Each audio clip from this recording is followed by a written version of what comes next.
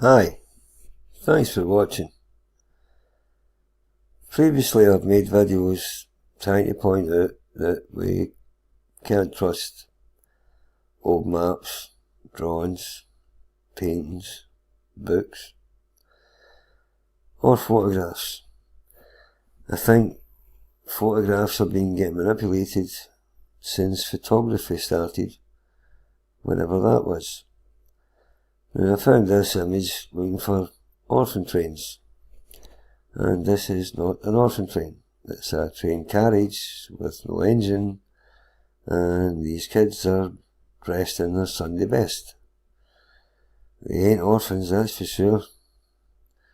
So this is a posed picture, or it's been manipulated to be thrown in to muddy the water.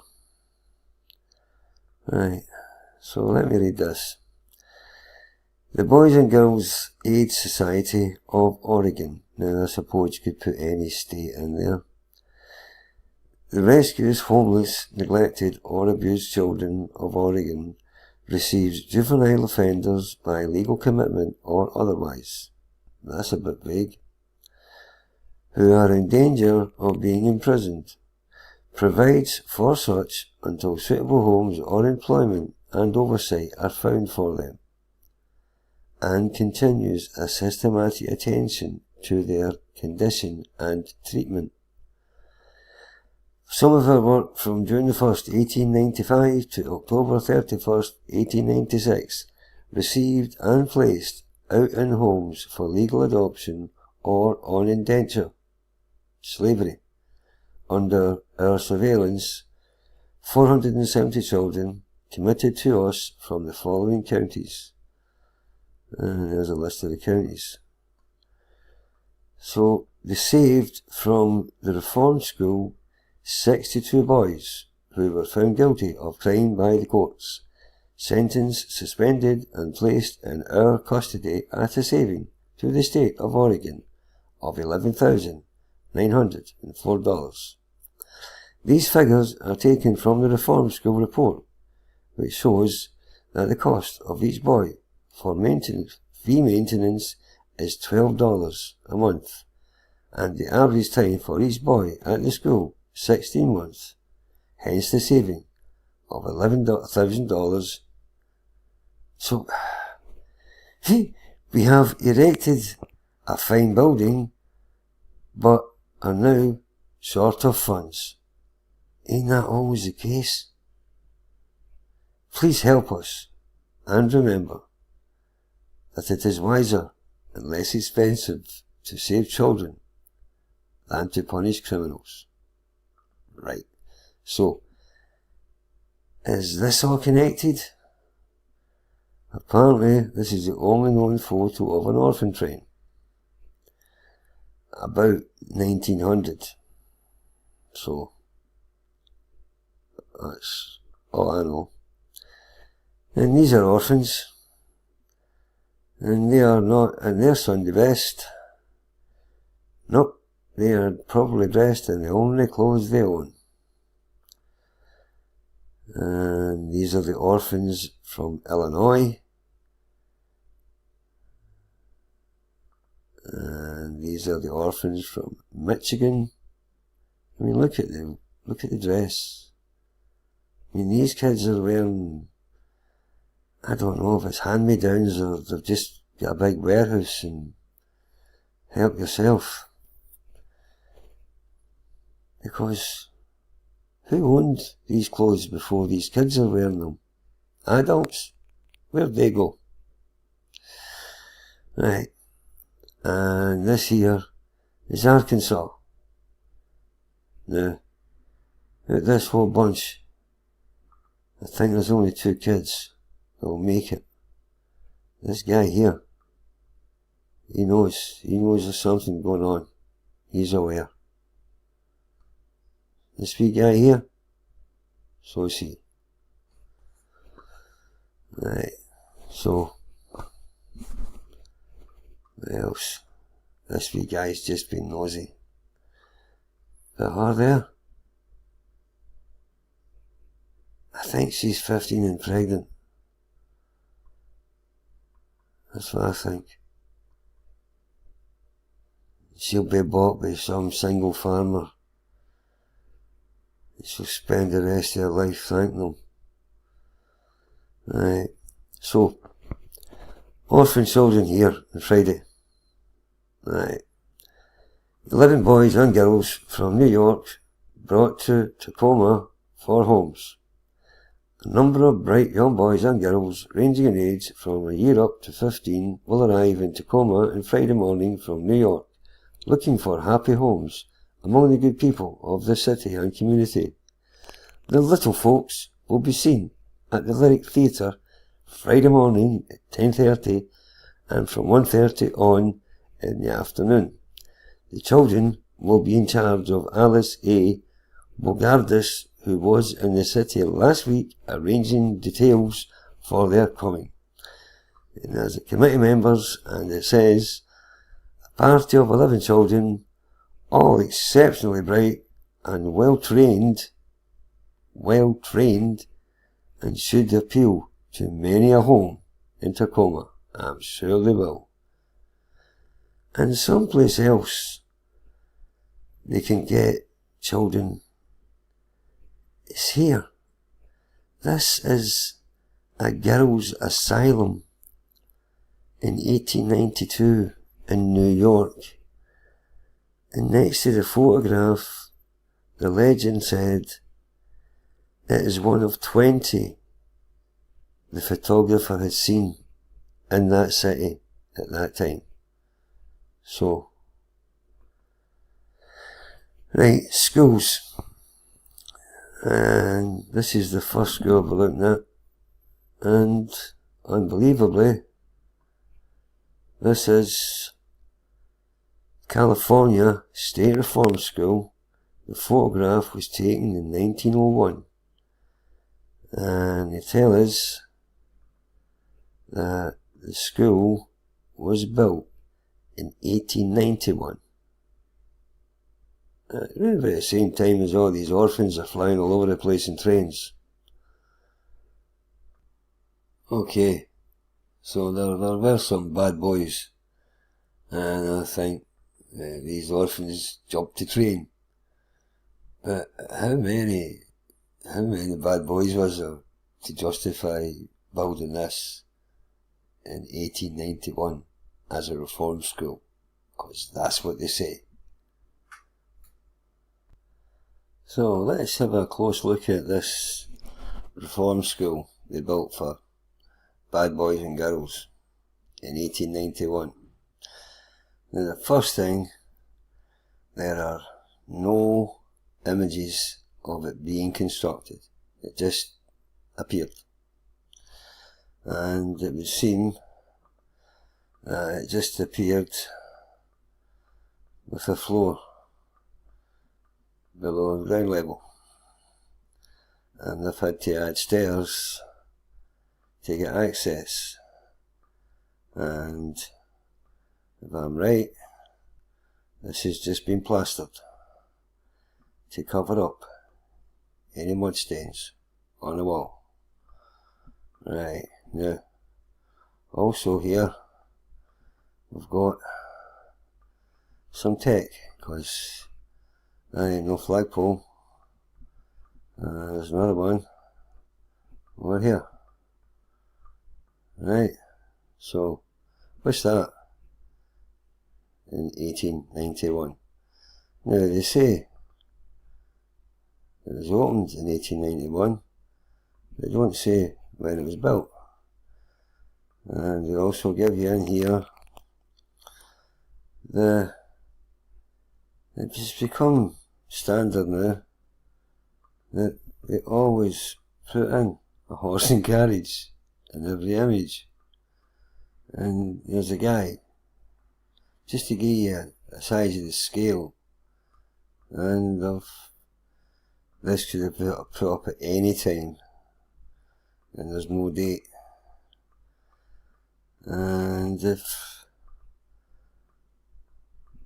that's the chapel, where, right, I'll put links to other videos in the description, The first school we'll look at is Early High School, and it was built on Pound Cake Hill. As you can see, it is a hill. It's quite obvious there, and there's hills behind it with structures on them as well. In fact, the school motto was always a hill. Right. Oh. Right. And another thing it tells you about it was the teachers, plural, liked the wide corridors, walnut banisters, generous windows, and the transoms over the doors. I'll bet they did. And here we have the hill again, with the school on top, and they tell you there's a horse standing next to the fence. Really? I think that's photo manipulation. Right. And it tells you the first principal was Reverend Dr. William T. Lucky, and the first graduation class in 1875 consisted of 7 students. And a school they built for 7 students. Right. So, the next thing that happened was they moved it from this hill to another hill and just placed it there. And this is how they done it. They don't see any hills, but we see the school. And I made a video about this, and they make the house do the walk of shame, and I don't know how it moves, but it gets sent from one hill, apparently placed on another hill, still used as a school, then demolished and replaced with this on Fort Moore Hill. And this has got a floor below the ground level, and I don't know how long that would take to build. And again, there's no construction images, just like this. Right, and there it is without the wall, and you can clearly see the windows are below the street level. And this is 1890, shortly after it was completed. Right. It just was completed, that was it. Right, and as you can see, it is on top of a hill. Right. So, we're being told this school was taken from the top of this hill, lowered down, raised back up, and built at the top of this hill. And we have this other schoolhouse now, and there's no date for this, but it was constructed in 1855. Right, that's off.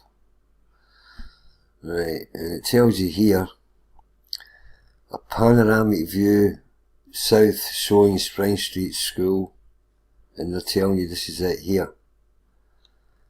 Now, that's south. So that photograph was taken from somewhere here, apparently. Right. And here it is again. But there's a couple of things about this image as well. Right, so they're saying this is the school. Right. Now, this has all been manipulated.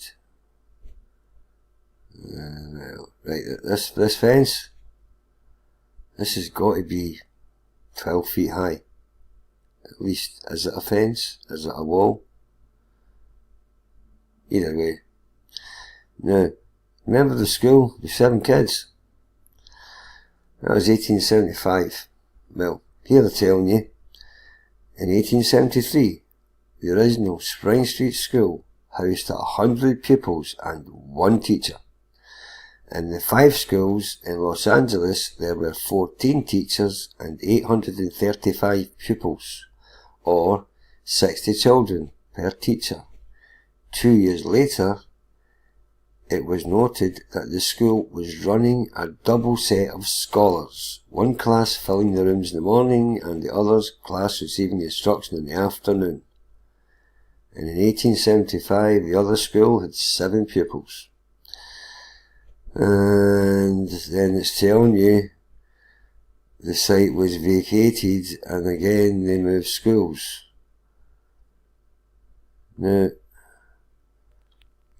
this is 1884, right? I mean, we're still talking cowboys and Indians. Yet, this is a massive church. Or is it 2 churches? I don't know. And then we've got the stairs and no gate. Got a seesaw. That makes it a school, right? There's a set of stairs and the neighbours have blocked them off. Right? So, I don't think this is active as anything. And this is to the right. Jesus. To the right, there's at least 1 church, maybe 2. And to the left, there's another one. And I think this is free energy. Nah. Here's a closer look. Nah. This looks like tech. Alright. And I've been saying that they add images to pictures. And I thought at first that it looked like a witch. Something that really... And then I realised what it is. And it's a wheelchair. And there's the 1 wheel at the front. But I think maybe they've added it wrong and the kids look really tiny. I don't know. Right. So, aye, I'll be making a video about these as well. Now, this is a group portrait. This is a school group portrait. Do they look like happy kids to you? I mean, look at them. I've never seen such a miserable bunch in my life. And these orphan kids, no happy kids. There's a teacher. So, I was discussing this with Sandy last night, and she suggested that the faces could have been added. I don't think so. I think it's just a picture with a bunch of miserable kids. Yep. And she's looking at something off camera. This looks a bit weird. So what's this? So what's that? I don't know.